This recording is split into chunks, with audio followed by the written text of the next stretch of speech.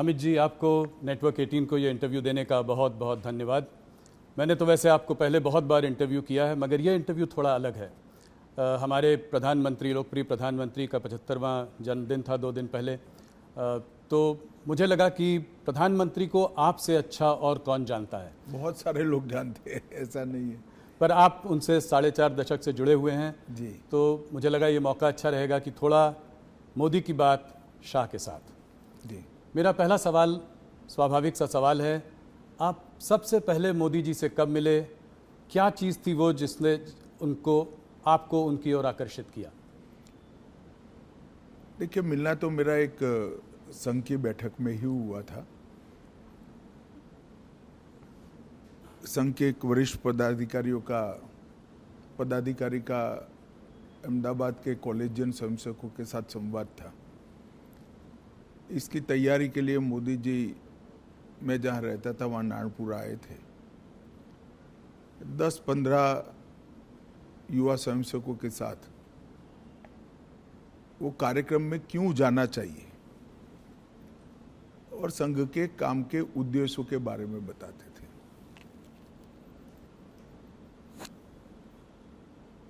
एक बिल्कुल अलग प्रकार से संघ के काम को मैंने उनसे सुना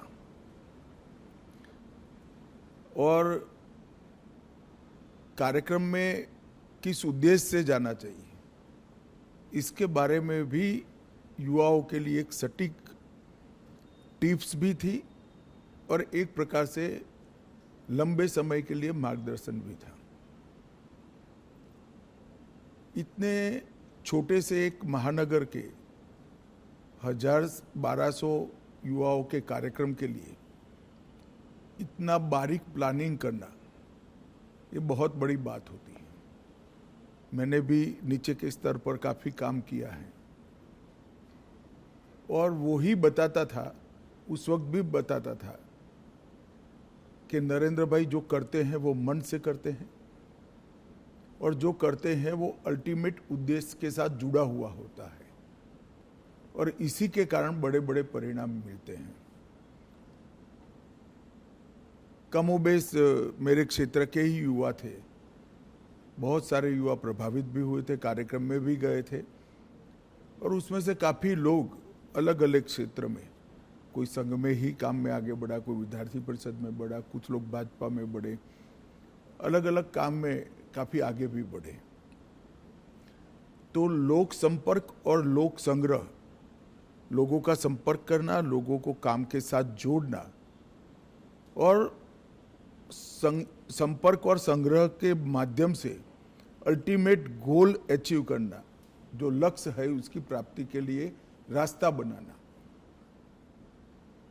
ये उस वक्त हम सब युवाओं के मन पर बहुत गहरी असर छोड़ गया और आगे चलकर इसके कई सारे उदाहरण उनके जीवन से इसी प्रकार के मिलते रहे, जिन्होंने आज दुनिया के सामने जो नरेंद्र मोदी जी है उसको बनाया। आपने प्लानिंग की बात करी तो 1995 तक भारतीय जनता पार्टी गुजरात में अपनी पूर्ण बहुमत के साथ कभी सरकार नहीं बनाई थी। उसके बाद लगातार आप लोग 7 चुनाव जीतते रहे। इसमें मोदी जी का क्या रोल रहा? इसमें प्लानिंग और उसको आप किस तरीके से देखते? भारतीय जनता पार्टी गुजरात में तीसरे नंबर पर थी। कांग्रेस, संस्था कांग्रेस से बनी जनता पार्टी और फिर भारतीय जनता पार्टी, और तीसरे नंबर पर भी हम 11 एमएलए के साथ थे। तो एक प्रकार से गुजरात में पूर्ण रूप से इतनी मजबूत सरकार बनना और इतने साल तक चलना, ये कल्पना करना भी बड़ा दुष्कर काम था। गुजरात में जब 2-3 साल लगातार अकाल पड़ा,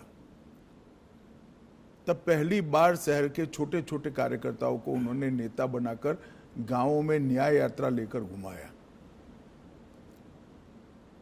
अकाल के लिए जहां राहत काम होते थे, जहां भ्रष्टाचार होता था, कांग्रेस की सरकार थी उस वक्त, उसको उजागर करना, न्याय यात्रा लेकर जाना।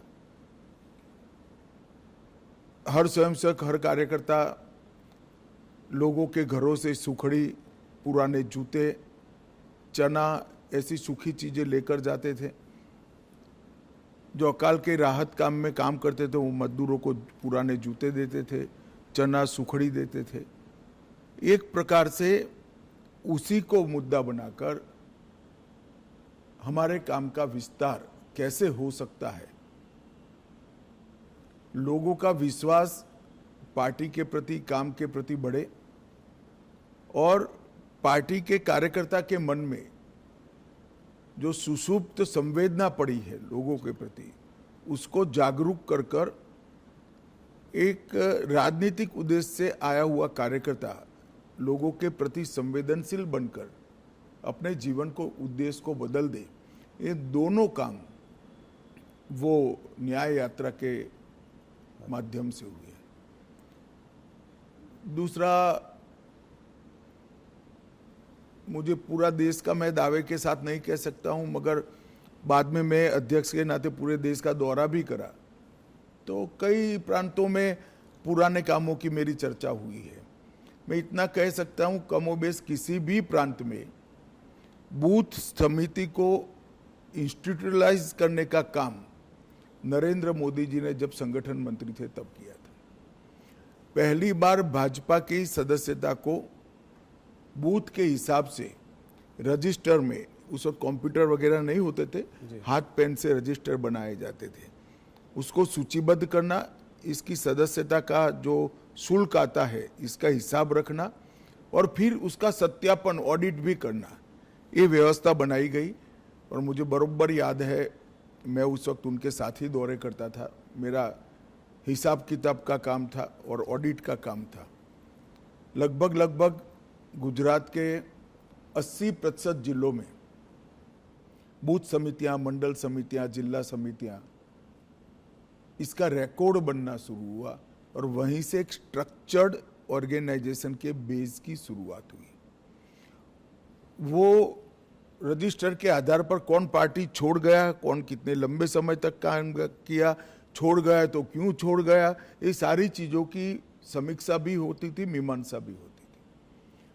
और उसके कारण गुजरात में हम सब जो युवा उस वक्त नए आए थे, वो सभी को संगठन का काम करने का स्ट्रक्चर, तरीका क्या हो सकता है, एक भी भाषण के बगैर जो इस काम से जुड़े थे वो सब लोग समझ गए। तो आंदोलनों से पार्टी को खड़ा करना और आंदोलनों से बड़े हुए जनाधार को पार्टी के स्ट्रक्चर के ढांचे में ढाल देना, ये दोनों काम नरेंद्र मोदी जी जब संगठन का काम करते थे तब हुए और इसके कारण गुजरात प्रदेश भाजपा की एक मजबूत नींव पड़ गई। स्वाभाविक सी बात है, जब विजन भी बड़ा है, एग्जीक्यूशन भी इतना बढ़िया है, तो टफ टास्क मास्टर भी रहे होंगे। तो कुछ किस्सा सुनाइए जहाँ पे। ऐसे तो ढेर सारे किस्से आपको सब जगह मिल जाएंगे जी। मोदी जी हिसाब किताब कठोरता से लेते हैं, इसके कारण बहुत नाराजगी भी है।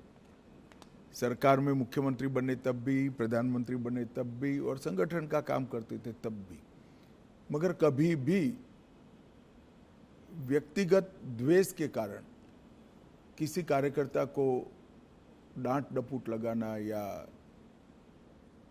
सार्वजनिक रूप से उसको अपमानित करना, ऐसा मैंने नहीं देखा। डांटने का या टोकने का जो भी कारण था, उसमें सूचिता थी, उसमें शिस्त थी और उसमें सिद्धांत था। सूचिता, शिस्त और सिद्धांत, तीनों चीज़ों के लिए ही कठोरता मैंने देखी है। मगर हाँ, एक प्रकार से अगर ब्रॉड एनालिसिस करना चाहेंगे तो कह सकते हैं वो बहुत टफ टास्क मास्टर है। आप कह रहे हैं आपने सबसे ज़्यादा उनके संग काम किया है, थोड़ा सा बताएं उनके आरएसएस का प्रभाव उनके ऊपर। आरएसएस के प्रचारक थे, कैसे उनको शेप किया आरएसएस की थिंकिंग ने? आरएसएस के संपर्क में जो भी आता है, संघ के संपर्क में आता है, उस पर संघ का प्रभाव निश्चित रूप से ही पड़े बगैर रह ही नहीं सकता। आज नरेंद्र मोदी जी जाने जाते हैं कैसे नेता के रूप में, जिसके लिए देश सबसे प्रथम है, उसके बाद पार्टी है, उसके बाद पार्टी के कार्यकर्ता है। ये जो राष्ट्र प्रथम का पूरा इतना लंबा कालखंड 75 साल का जो दिखाई पड़ता है, मैं मानता हूँ वो संघ के ही संस्कार है, और संघ के संस्कारों को लंबे डिसिप्लिन जीवन के तहत उन्होंने अपनी प्रकृति में बदला है। तो संघ के संस्कारों को स्वीकार करने में या उसके हिसाब से जीने में कोई तकलीफ नहीं पड़ती। जब प्रकृति ही व्यक्ति की ऐसी हो जाती है तो अपने आप काम उसी तरह से चलता है। अमित जी, काफ़ी लोग कहते हैं कि आप और मोदी जी एक ही सिक्के के दो पहलू हैं, तो इस जुगलबंदी का राज बताएं। कैसे केमिस्ट्री? कहना ठीक नहीं है। मोदी जी और कार्यकर्ता दोनों एक सिक्के के दो पहलू हैं।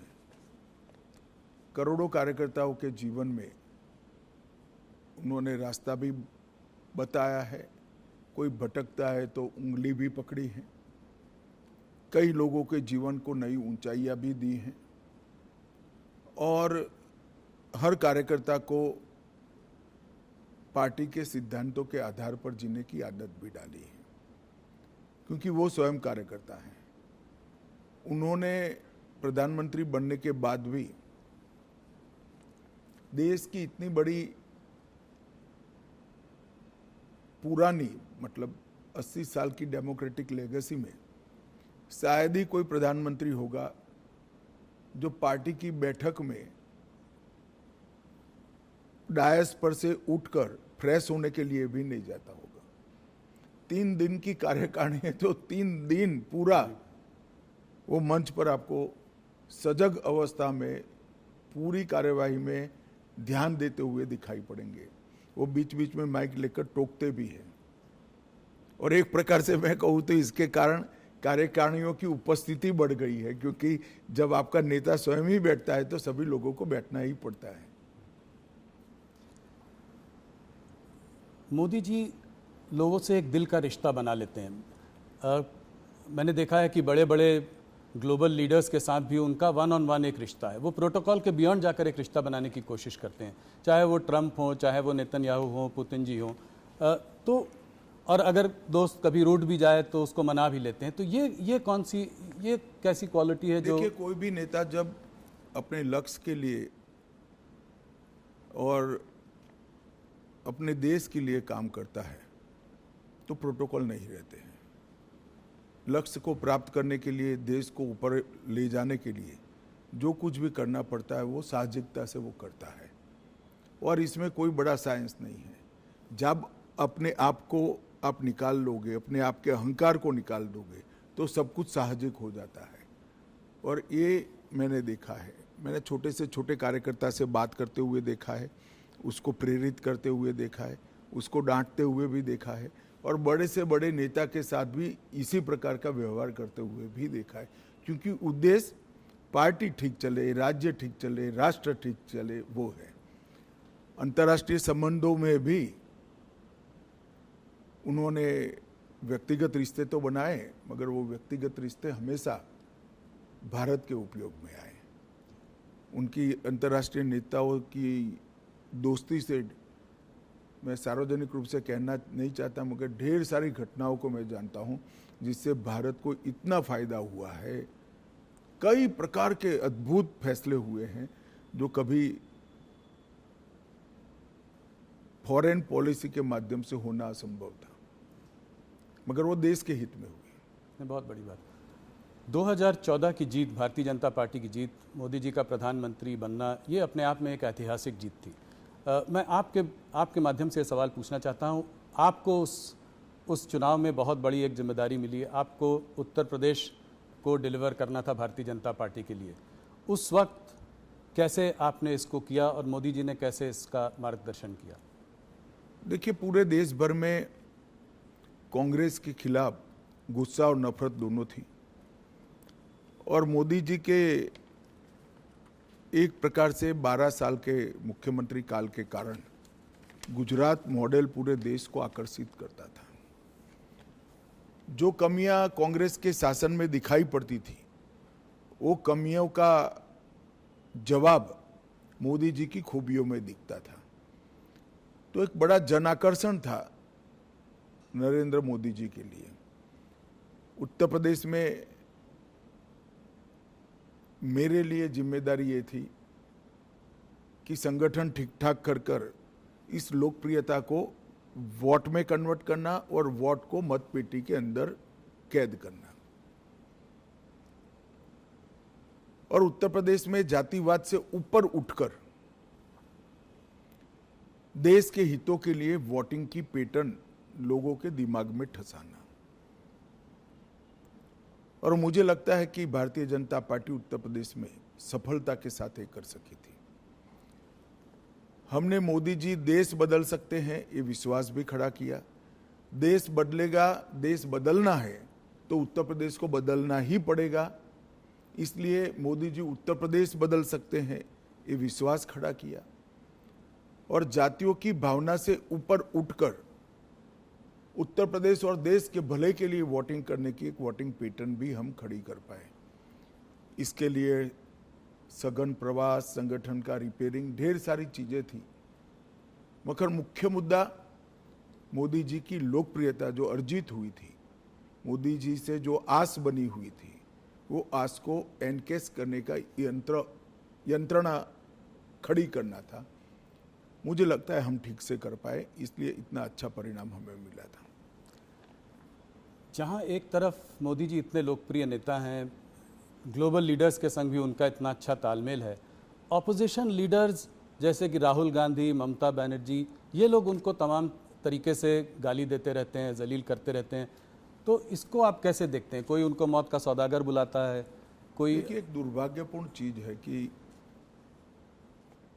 राजनीति सिद्धांतों की जगह व्यक्तिगत बातों पर ले जाने का प्रयास हुआ है।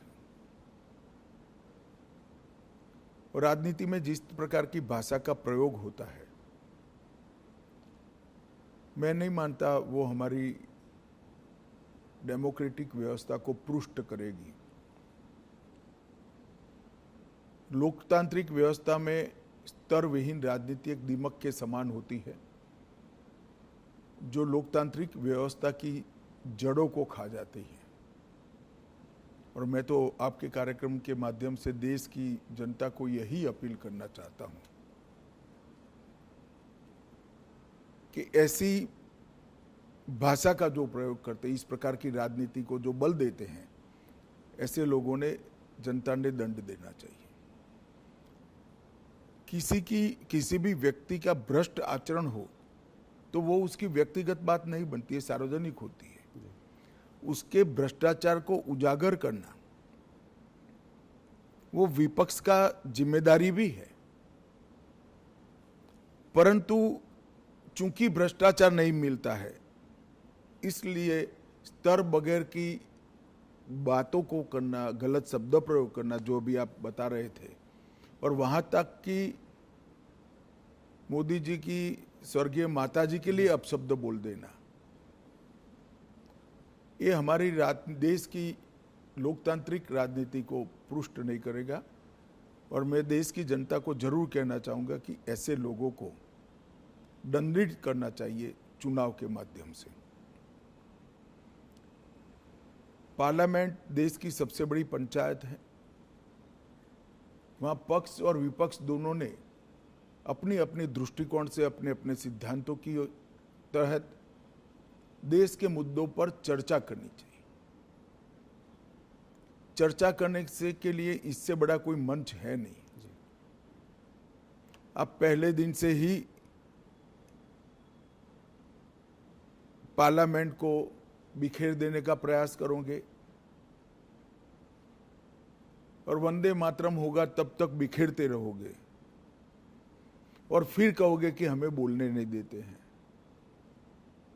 बोलने का समय स्पीकर साहब देंगे तो आप वॉकआउट कर जाओगे, बोलने का समय देंगे तो आप राजकीय तंज लगाने में समय जाया कर दोगे, मुद्दों पर बात नहीं करोगे, पार्लियामेंट चलाने के नियमों को नहीं मानोगे, और फिर कहोगे कि हमें बोलने नहीं देते, तो पार्लियामेंट फ्रीस्टाइल तरीके से नहीं चल सकती।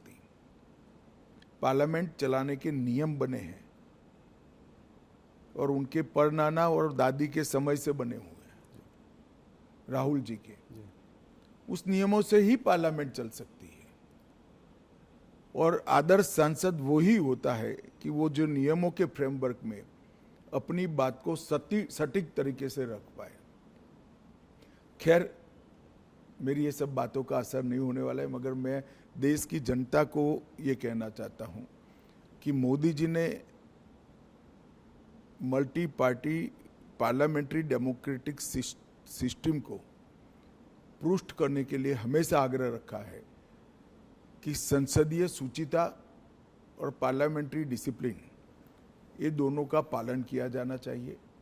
और मैं मानता हूं कि देश की जनता ने कभी न कभी शीर्ष करना पड़ेगा कि राजनीतिक आक्षेपबाजी में ही संसद का समय जाना चाहिए या कुछ फ्रूटफुल चर्चा होकर जनता के लिए अच्छे फैसले लेने चाहिए, चाहे सुरक्षा का हो, चाहे देश को समृद्ध करने का हो, चाहे रोजगारी के लिए हो, चाहे देश की औद्योगिक नीति के लिए हो, चाहे देश की कोऑपरेटिव नीति के लिए हो, चाहे करोड़ों गरीबों के कल्याण के लिए नीतियां बनानी हो। इस पर चर्चा करनी चाहिए या राजनीतिक आक्षेपबाजी करनी चाहिए। और मुझे तो आश्चर्य हो रहा है, हम भी ऑपोजिशन में से 10 साल थे, पहले 1-2 दिन विरोध करते थे मुद्दों को उजागर करने के लिए, फिर चर्चा करते थे, और अगर फिर भी चर्चा के बाद सरकार नहीं मानती थी तो हम कोर्ट में जाते थे कि भ्रष्टाचार है, इसका जांच किया जाए। और कोर्ट ने कई जगह हमारी मांग पर जांच अपॉइंट की थी, जिसकी हाय तौबा वो आज भी कर रहे हैं, मगर ये कहीं नहीं जाते।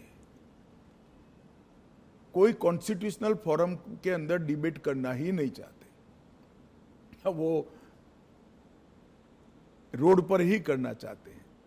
और मुझे लगता है इसीलिए जनता ने शायद उनको रोड पर ही रखा है। अमित जी, वैसे तो आपके 11 साल की सरकार में बहुत अचीवमेंट्स हैं, पर मैं कुछ चीज़ों पे बात करना चाहूँगा। वैसे तो बहुत समय लग जाएगा, सब पे बात करेंगे। धारा 370 को ख़त्म करना, इसके पीछे कुछ बताएं, कैसे ये हुआ, कैसे संभव हुआ, मोदी जी का क्या रोल था? आपकी बहुत अहम भूमिका कैसे थी। हुआ तो पूरी दुनिया जानती है। क्यों किया का जवाब ये है कि हमारी पार्टी तो जब से धारा 370 बनी तब से विरोध कर रहे हैं। जी। भारतीय जनसंघ के पहले अध्यक्ष श्यामा प्रसाद मुखर्जी का जीवन ही धारा 370 समाप्त करने के लिए, मगर आज तक न भाजपा के साथ पर्याप्त बहुमत था, न दृढ़ इच्छा शक्ति से निर्णय हुआ था। मोदी जी जब दूसरी बार 2/3 बहुमत के साथ प्रधानमंत्री बने, तब पहले ही सत्र में धारा 370 को समाप्त कर दिया।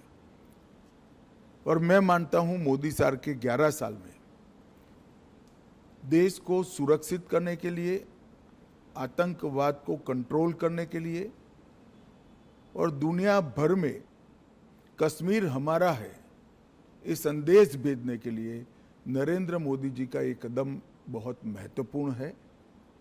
और कई सदियों तक देश की जनता इसको याद करेगी। और भी तमाम रिफॉर्म्स हुए हैं, मगर थोड़ा सा मैं बात करना चाह रहा था इकोनॉमिक रिफॉर्म्स जो हुए हैं मोदी जी के अंडर। अभी हाल फिलहाल में जीएसटी का रैशनलाइजेशन हुआ है, बहुत बड़ा रिफॉर्म है। इनकम टैक्स को रेट्स को कमी आई है, पिछले बजट में बहुत बड़ा रिफॉर्म है। कॉर्पोरेट रेट टैक्स कट किया। तो इन रिफॉर्म्स के पीछे क्या विजन था, क्या थिंकिंग थी मोदी जी की? देखिए, आप जीएसटी के अभी हुए सुधार के बारे में मैं बाद में बात करूंगा। जीएसटी की चर्चा कांग्रेस की सरकार थी तब से होती थी। श्री चिदम्बरम वित्त मंत्री थे तब भी हुई, श्री प्रणब मुखर्जी वित्त मंत्री थे तब भी हुई। कई बार कांग्रेस से गुमराह कर रही है कि ये तो हमारा आइडिया है। ठीक है भाई, आपका आइडिया है तो इंप्लीमेंट क्यों नहीं हुआ? राज्य विरोध करते थे। राज्य विरोध किस चीज का करते थे? राज्य विरोध जिस चीज का करते थे वो चीज देश की जनता को समझनी चाहिए। सभी को मालूम था कि जीएसटी आने से राज्यों के रिसोर्सेस में एक प्रकार का रिजर्व होगा, कमी आएगी। वो कमी की भरपाई के लिए उस वक्त राज्य केंद्र से गारंटी मांगते थे, जो कांग्रेस ने नहीं दी, राज्यों ने सहमति नहीं दी और जीएसटी के रिफॉर्म नहीं हुए। नरेंद्र मोदी जी प्रधानमंत्री बने, उन्होंने ये गारंटी दे दी, राज्यों की ग्रोथ रेट से लगभग डबल ग्रोथ रेट टैक्स की होगी। इस प्रकार का संवैधानिक वादा किया और पूरा भी किया। सभी राज्यों को इस नवंबर तक पैसा जाएगा। जी। तो राज्यों की सहमति इसलिए बनी क्योंकि केंद्र सरकार ने एक वादा किया और वो वादा पूरा भी किया। और जीएसटी के कारण 16 प्रकार के बिक्री से जुड़े सभी करों का, ऑक्ट्रॉय से लेकर बाकी सारी चीजों का, एक्साइज, सेल्स टैक्स, कई छोटे मोटे मनोरंजन कर था, ये सभी का एकीकृत खाका बना। पूरे देश भर की एक इलेक्ट्रॉनिक बिक्री कर प्रणाली बनी, ई-वे बिल बने। और जीएसटी के इतने सालों की यात्रा में 200 से ज्यादा छोटे मोटे बदलाव कर उसको लोकाभिमुख भी बनाया और टीथिंग प्रॉब्लम समाप्त भी की। ये करते करते करते देश की इनकम भी बढ़ी, 80,000 करोड़ से लेकर 2 लाख करोड़ तक। अब राज्यों का भरोसा बढ़ा, जनता का भरोसा बढ़ा, व्यापारियों का भरोसा बढ़ा।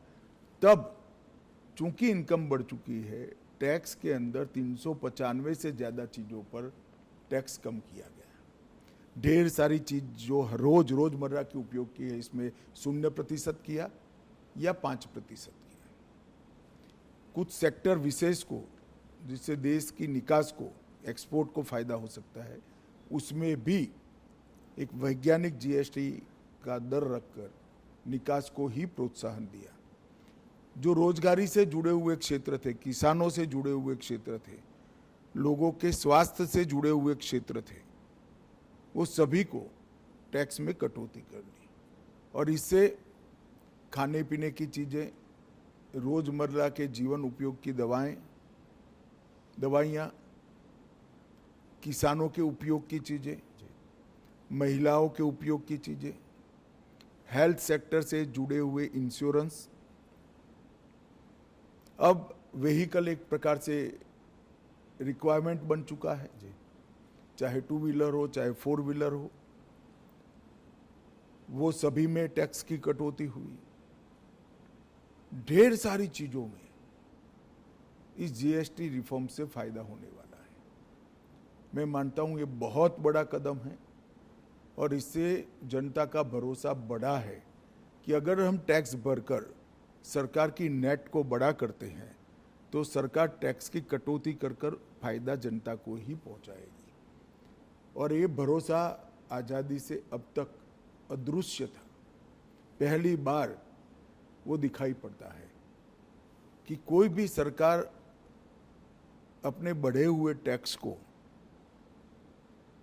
ये कहकर प्रोत्साहित करेगी कि भाई आप टैक्स भर रहे हो तो अब हम टैक्स कम करेंगे, तो ज्यादा से ज्यादा लोग टैक्स के नेट में भी आएंगे। मुझे विश्वास है इनकम भी कम नहीं होगी, इन्वेस्टमेंट बढ़ेगा, इन्वेस्टमेंट बढ़ेगा, बाजार में एक प्रकार से तेजी भी आएगी और लोगों को सस्ता भी मिलेगा और यहाँ उत्पादन की गतिविधियां भी बढ़ेगी और देश की निकास भी बढ़ेगी। एक तो मल्टी डायमेंशनल,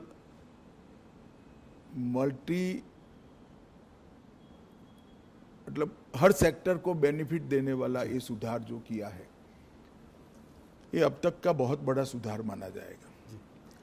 आप लोगों को पिछले 11 सालों में कभी कभी टफ सिचुएशन से भी गुजरना पड़ा है, कठोर निर्णय लेने पड़े हैं, बालाकोट में एयर स्ट्राइक, अभी हाल में ऑपरेशन सिंदूर। तो क्या मैसेज भेज रहे हैं आप इससे? मोदी जी दुनिया को क्या मैसेज भेज रहे हैं? बालाकोट और ऑपरेशन सिंदूर की तो मैं बाद में बात करूंगा। सबसे पहले सबसे कठोर परिस्थिति थी जिसमें मैं मानता हूं कि दुनिया में सबसे सफल होकर मोदी जी के नेतृत्व में देश निकला है, वो कोरोना का काल था। जी। पूरी दुनिया में आज सब लोग स्वीकार करते हैं कि कोरोना का भारत का प्रबंधन सबसे अच्छा था। जी। इसके कारणों का जब एनालिसिस करते हैं तो दिखाई पड़ता है कि कई सारे देशों में कोरोना के खिलाफ सरकारें लड़ती थी। भारत में कोरोना के खिलाफ केंद्र सरकार, राज्य सरकार और जनता तीनों लड़ते थे। और ये मूड बनाने के लिए मोदी जी ने ढेर सारे व्यंग सहे, ढेर सारी अवहेलना सही, ढेर सारे ताने भी सहे। कोई कहता था कि थाली बजाने से कोरोना नहीं जाता, कोई कहता था दिया जलाने से कोरोना नहीं जाता था, कोई कहता था जनता कर्फ्यू कर कर क्या निकाल लोगे। मगर ये सब चीजों ने देश के हर व्यक्ति का कोरोना के खिलाफ लड़ने का एक मॉरल बनाया, सामूहिक लड़ाई का मनोबल बनाया। और फिर सबसे पहले वैक्सीन के लिए टीम गठित करना, इसको समय समय पर प्रोत्साहित करना, दुनिया में सबके साथ ही कमोबेश हमारा वैक्सीन बन गया। और सबसे बड़ी बात टेक्नोलॉजी का उपयोग करके 140 करोड़ लोगों का वैक्सीनेशन करना और इसकी रिसीट पहुंचा देना, ये बहुत बड़ा काम है। और कोरोना के दूसरे हमला जब हुआ तब मुझे मालूम है अचानक ऑक्सीजन की कमी देश में होने लगी। कंजम्पशन से 4 गुना ज़्यादा ऑक्सीजन चाहिए था। दुनिया भर से सिलेंडर, ऑक्सीजन कहाँ से मिल सकता है वहाँ से लाना और लोगों तक पहुँचाना, ये काम अहर्निश हुआ। जनता ने भी देखा, जनता ने भी सराहा, दुनिया भर ने भी सराहा है। इससे ज़्यादा टफ स्थिति हो नहीं सकती। कई सारी पार्टियों की सरकार को एक साथ लेकर, पार्लियामेंट से पंचायत तक पूरे तंत्र को एक साथ लेकर, 140 करोड़ की जनता को एक साथ लेकर ये लड़ाई लड़ना, मैं मानता हूँ बहुत बड़ी सिद्धि है नेतृत्व की। और मोदी जी इसके लिए संपूर्ण यश के अधिकारी हैं। जहाँ तक उरी, पुलवामा और पहलगाम हमले का जवाब देने का सवाल था, सर्जिकल स्ट्राइक, एयर स्ट्राइक और ऑपरेशन सिंदूर और उसके बाद में ऑपरेशन महादेव, ये भारतीय जनता पार्टी का कमिटमेंट है कि हमारी सरकारें टेररिज्म के खिलाफ जीरो टॉलरेंस रखती है। और मोदी जी के नेतृत्व में ये कोई कोरा नारा नहीं है, पॉलिसी है। और जब जब भी समय आया हम इस पॉलिसी पर कठोरता के साथ काम करते हुए दिखाई पड़े। पहले भी हमले हुए थे, बड़े बड़े हमले हुए हैं। मुंबई पर हमला हुआ, कई सारे हमले हुए, सीरीज ऑफ शहरों में सीरियल बॉम्ब ब्लास्ट हुए, मगर कभी भी जवाब नहीं दिया गया। हमने बड़ा युद्ध कर कर देश के विकास को रोका भी नहीं है, मगर हर बार कठोर जवाब देकर एक संदेश दे दिया है कि भारत की सीमा और भारत की सेना और भारत की जनता के साथ खिलवाड़ नहीं करते, वरना दंड भुगतना पड़ता है। और ऑपरेशन सिंदूर में जिस तरह से उनकी तंजीमों के हेडक्वार्टर उड़ा दिए गए, पाकिस्तान के क्षेत्र में जाकर, पूरी दुनिया आश्चर्यचकित होकर भारत के ऑपरेशन को देखी। और वो नेतृत्व के दृढ़ इच्छा शक्ति के बगैर नहीं हो सकता।